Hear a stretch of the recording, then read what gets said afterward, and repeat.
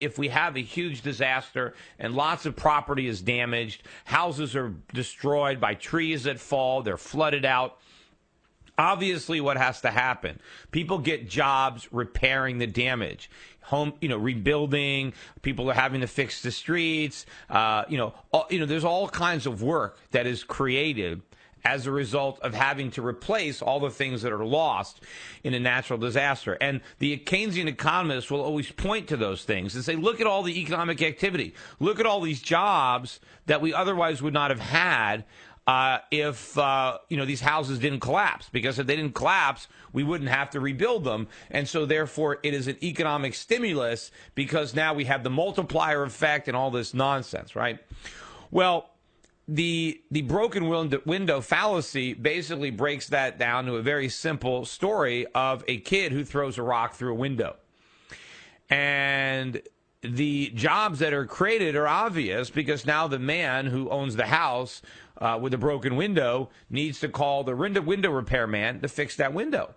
And so Keynes would look at this and see, oh, well, now there's a job, there's economic activity because now this guy needs to repair the window, but now he needs glass, and so he has to contact the glass guy, and now somebody, of course, has to transport the glass to the window guy, and there's several jobs that are created along the line, because of the fact that this guy broke his window, because now stuff happens, there's economic activity that never would have taken place, right? So really, instead of punishing the kid for throwing the rock, right, we should encourage him to throw more rocks at even more windows because he would be stimulating the economy based on all the work that would result from that act of vandalism. Now, when you follow it, though, and look at the unseen consequences, let's assume the man who lived in that house, who had to spend money repairing his window,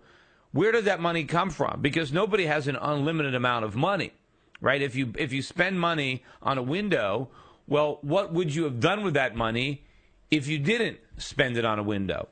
Well, in the example in Henry Hazlitt's book, well, instead of, let's assume the man was about to buy himself a new suit of clothes. He had some money all set aside to buy a suit of clothes.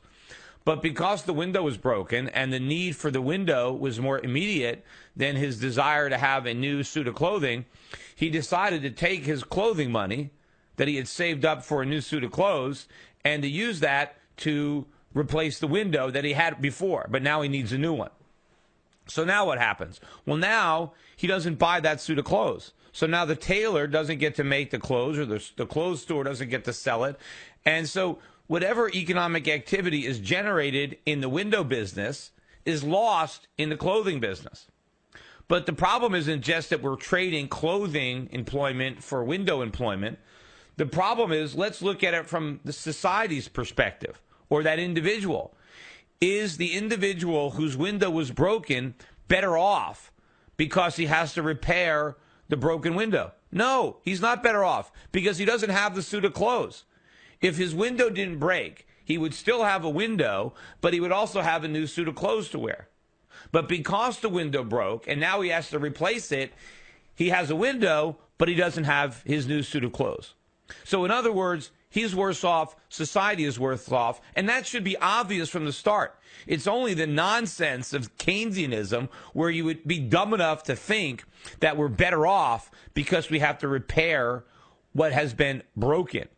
And that analogy is going to be the same. Whatever resources we are forced to use as a nation to repair whatever Hurricane Sandy destroys, all of those resources could have been put to other uses, but will not be able to be put to other uses because they will be put to the use of restoring things that we already had, denying us having new things that we might have otherwise had if we didn't have to redirect those resources, including labor, to replacing what we had before. And especially considering the fact that we're probably going to have to go into debt, which means bigger deficits. It means a weaker dollar. Of course, we're going to have to buy more, a lot more things, more wood, more building materials, which means the price of these materials is going to go up. It means it's going to cost more to construct houses now because we're